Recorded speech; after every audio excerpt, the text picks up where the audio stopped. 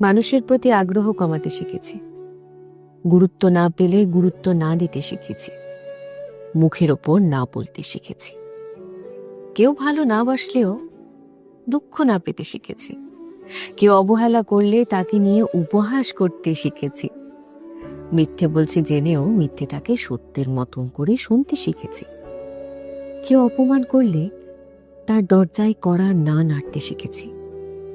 নিজের ভালো থাকার জন্য রোজ এত কিছু শিখেছি।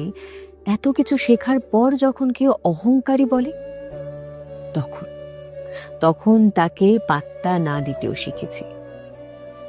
দিনকালের সাথে সাথে নিজেকে আপডেট করতে হয়, নিজের মুড চেঞ্জ করতে হয়, নিজেকেও ভালোবাসতে শিখতে হয়, নিজের দায়িত্ব নিজেকেই নিতে হয়।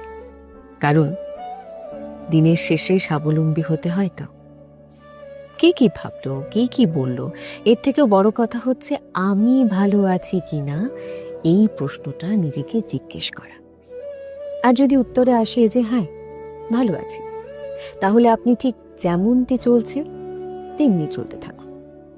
আর যদি উত্তরে আসে যে না ভালো নেই, তখন নিজেকে একটুখানি আপডেট করতে হবে, নিজের উপর একটু গুরুত্ব দিন। কারণ একটা শান্তিপ্রিয় জীবন আপনার প্রাপ্য, আর সেখান থেকে কখনোই নিজেকে বঞ্চিত করবেন না।